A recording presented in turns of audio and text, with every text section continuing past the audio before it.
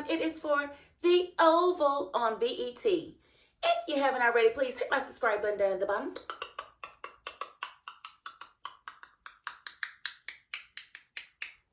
Thank you so very much. And hey, this was a really decent episode of The Oval. Now, I'm not really used to things moving so swiftly, but hey, I am here for it.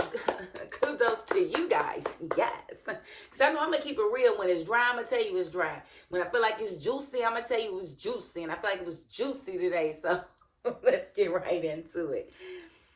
So Victoria's sleeping like the witch she is. And the agents come in the room because remember, Hunter sent them in there to basically take her to the bunker and detain her for attempted assassination of him. So they go in and she is basically like, I'm asleep. Y'all need to leave. I don't know who y'all think y'all are. And they like, we don't know who you think you are. You need to get out of the bed. And she was like, I ain't going nowhere. I ain't going nowhere. Didn't he sit the agent on her? And didn't she take her butt over there and grab Victoria by her feet and drag her out of the bed? I was like, yes. She said, I hit my head. You hit my head? He said, no.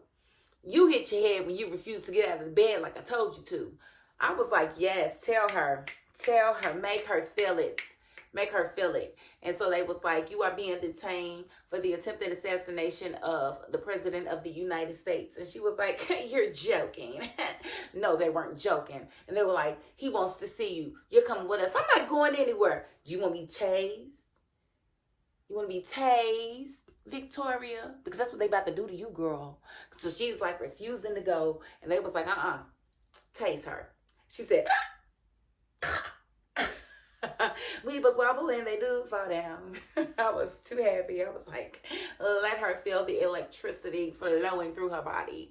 It is sweet, sweet, sweet revenge. Because who sent them to get her? Her husband, who she has been treating like crap and cheating on the entire show. She's always finding someone to give her a coon to.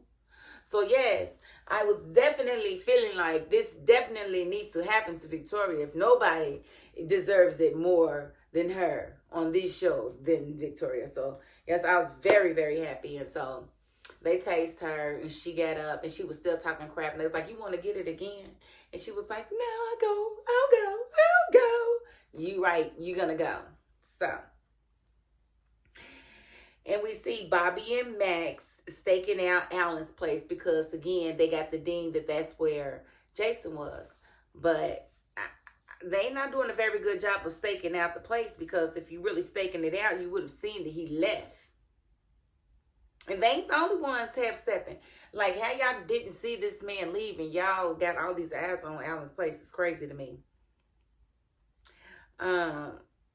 But Bobby did mention to Max, you know, they were going back and forth. Max is pretty much, he doesn't have any hope that any justice will come out of this White House.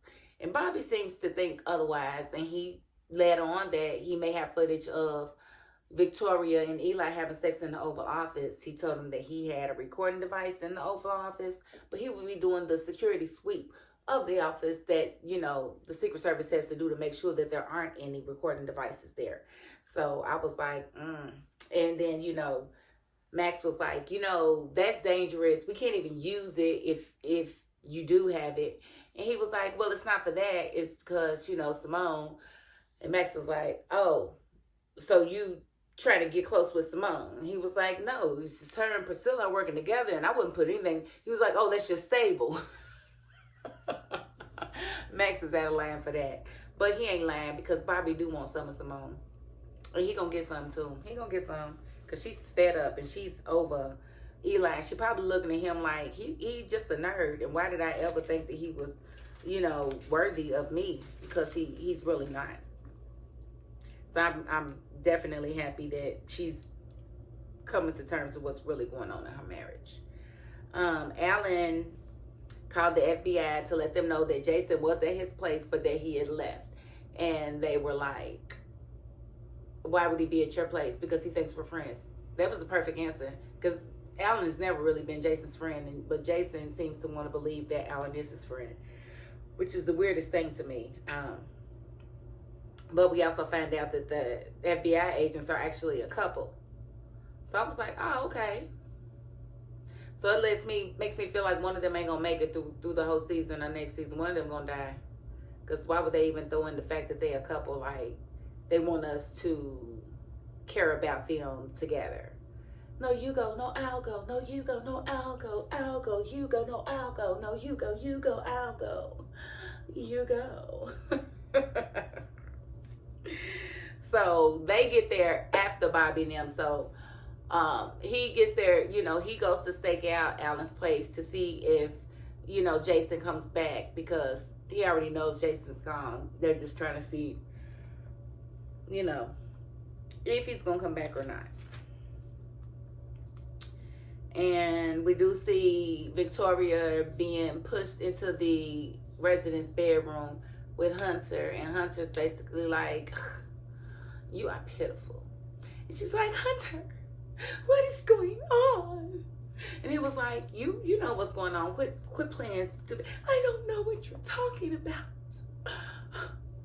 And he was like, oh, you don't know what I'm talking about? No, I don't. What do you mean? You don't know what you're saying. You don't know what you're saying. Yes, he do. He knows exactly what he's saying. So he played the recording. And she heard her voice ordering the fentanyl. He played that, and she, Hunter, you didn't know. It's not what you think. It's not what you think. It wasn't for you. Girl, he got the second recording where you like it worked, and he's out of his mind. Just stop, Victoria. Just stop. You are busted. He knows. He's real mad. He's not going to come off of it. You just need to just go ahead and admit it. And, yeah, because that's what it is at this point. Like, don't even keep denying it, because you look stupid, because he knows. He basically let her know that he was going to throw the book at her, that she's going to the bunker. She don't like it. She can get shot dead, because they will shoot on command. Oh, you going to the bunker. You're going to the bunker. She'll be going to the bunker when she comes. She'll be going to... Well, she always like to banish other people. Yeah, you take your butt to the bunker. You chill in the bunker. That's where you need to be, Miss Victoria. So, but they had to drag her. She was not trying to go. They was like, we need to tase you again. She's like, no, I'll go. I bet you will. So, we did see Hunter talking with Isaac, the new FBI agent, well, Secret Service agent that he called in from the previous administration. And he asked, well, you're going to go get Eli because he needs to be arrested too. I guess Hunter, you know, having stepped down from the office, he doesn't have the authority to have Eli arrested, which to me doesn't seem... Which he ain't got no evidence on Eli anyway. Only thing he knows about Eli is that he's smashing his wife. He don't have no evidence that Eli was in on any type of plan. It's just his wife at this point. So he's going to have to get some type of link with Eli. And I don't think he's going to be able to do that, because I'm not for certain how deep Eli is in this besides her pum-pum. We know he's deep in that. Well, we assume he's deep and not shallow. That's the assumption. And I don't even know why we're assuming that, because he does not have BDE. He does not. Moving along, which I know this country can go the wrong way. But Hunter did, you know, let Isaac know that, because Isaac was, not only did he do what he asked, but he also wouldn't do what he didn't. He was like, I'm not doing that. You don't have the authority to do that. I wouldn't lie to you. He was like, well, you think you're my lawyer? He was like, yeah, actually, I am a lawyer. So he was like, And so he was talking to him. He was like, you know what? I think you need to be my next chief of staff. How do you feel about that? And he was like, that's cool. I like it. So he was like, yeah. He said, but I got to bring in my own staff. He was like, are they just like you? He was like, yeah. Because he found out he had been in the war for like 15 years in combat and whatnot. So he like on his toes with it. Like, if you did 15 years in military, we looking at you, bro. When did you have time to go to law school? But I ain't going there. We just going to assume that he got his little degree from the military or something. He a whole paralegal up in this piece. Okay, and so we do see Dale at Cal's apartment, which is funny because Dale really don't want to be there. Cal is like trying to loosen up, you know, let's have a drink, let's chill. I got some blow. Like, why do they call it blow? It's like, do they blow it? Like, what? I don't understand, but um, Cal declined the blow, and you know, basically was talking about the last time that they was there. He did bring up the fact that Max beat the crap out of him. I said, oh, that's petty. Why you gonna bring up that man's butt whooping? Like, why would you do that? And he talked about after that, you know, how he was at the pharmacy and how Donald had somebody shoot him.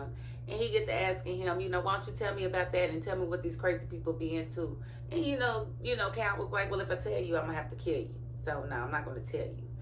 And he was like, whatever. Well, he gets up and he acts like he's gonna kiss him.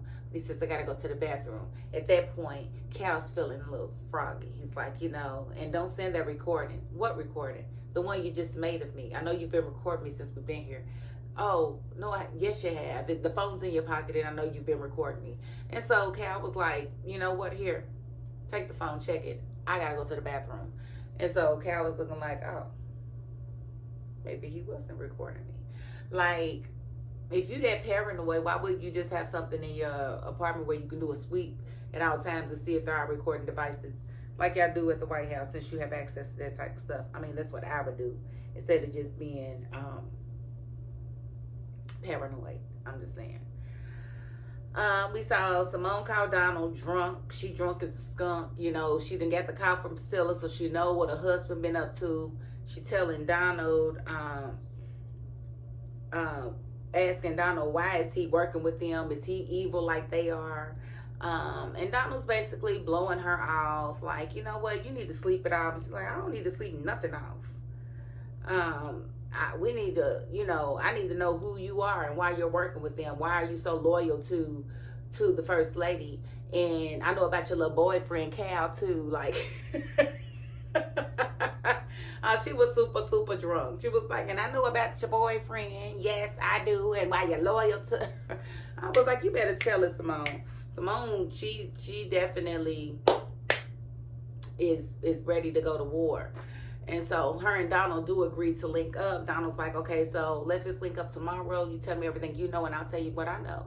She was like, this sounds like a plan. Okay, slapped in.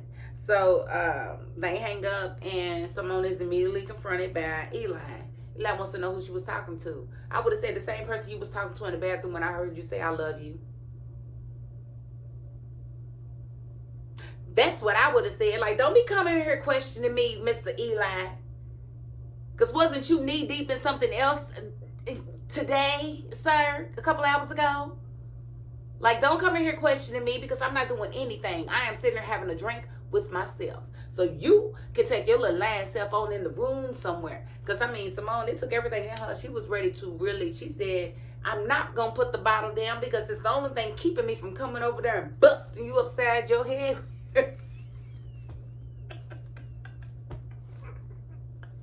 I said, you better tell him.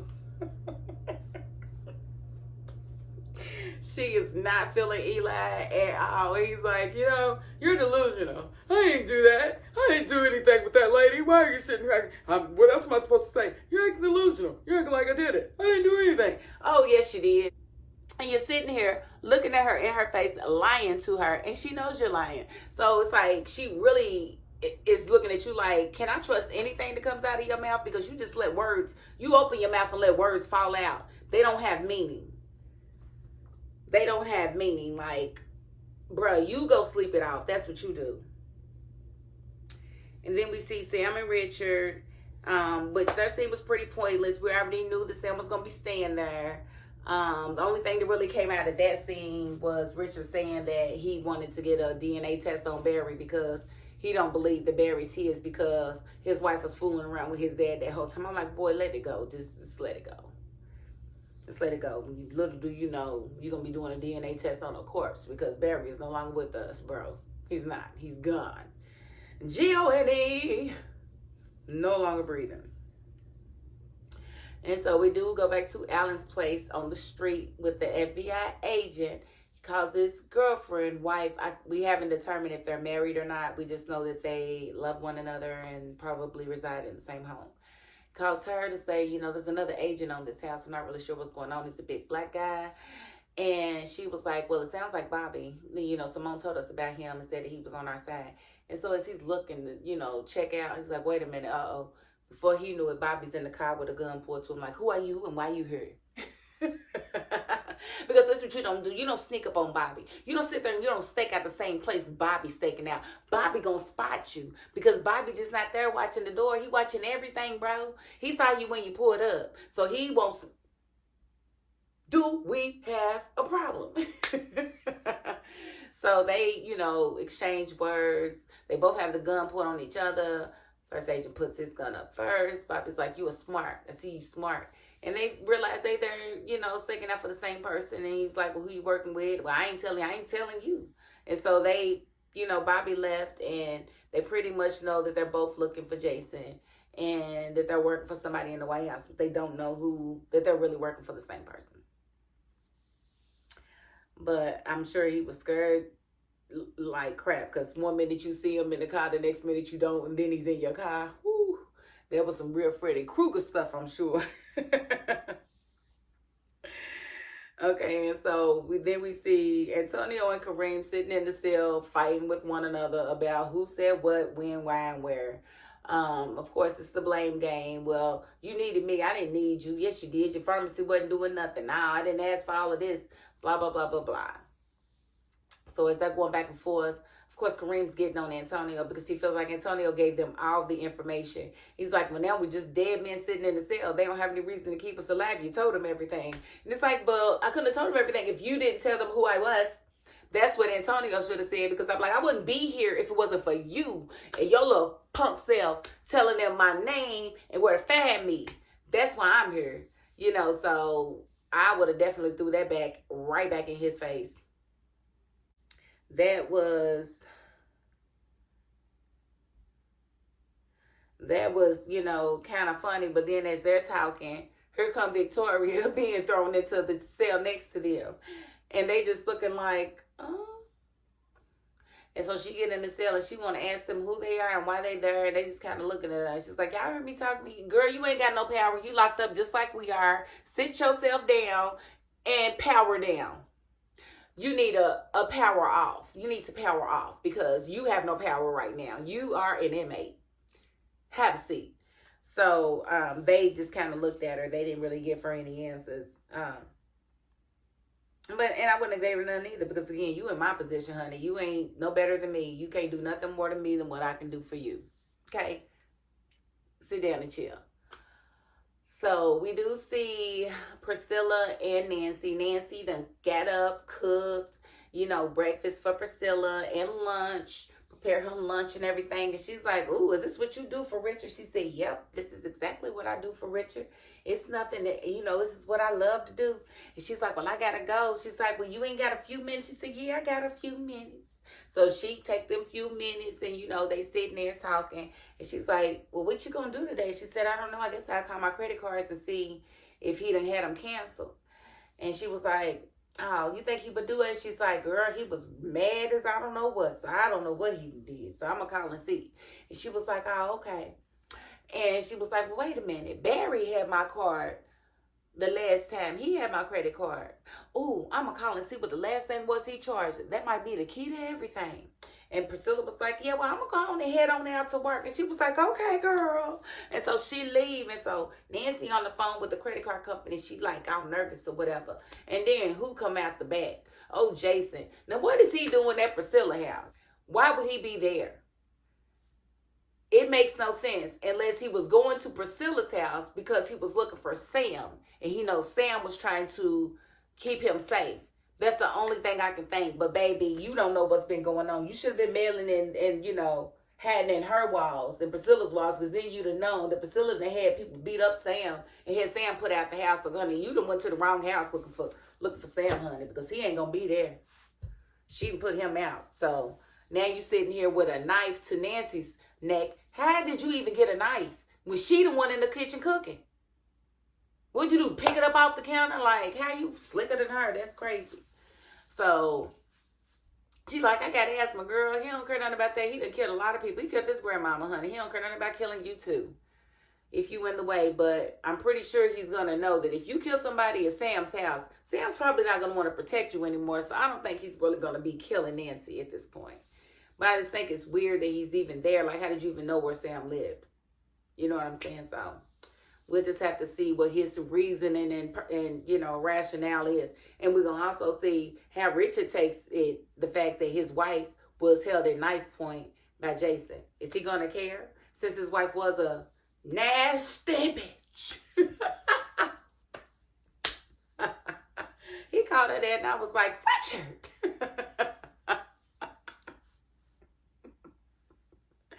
He didn't have to say it like, y'all know he didn't have to say it like that. Y'all know he did not have to say it like that, but he did. I'm going to end the review right there because that was pretty much the episode. That was a decent cliffhanger. It was kind of confusing at first, like, why is he even there? And then I thought, oh, Sam's house. Sam was trying to protect him, so that's why. He didn't know where else to go because he don't have nobody. So, again, if you haven't already, please hit my subscribe button down at the bottom.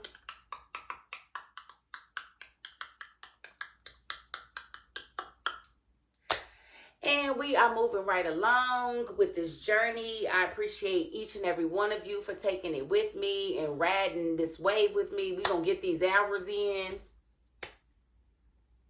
We're going to get to monetization.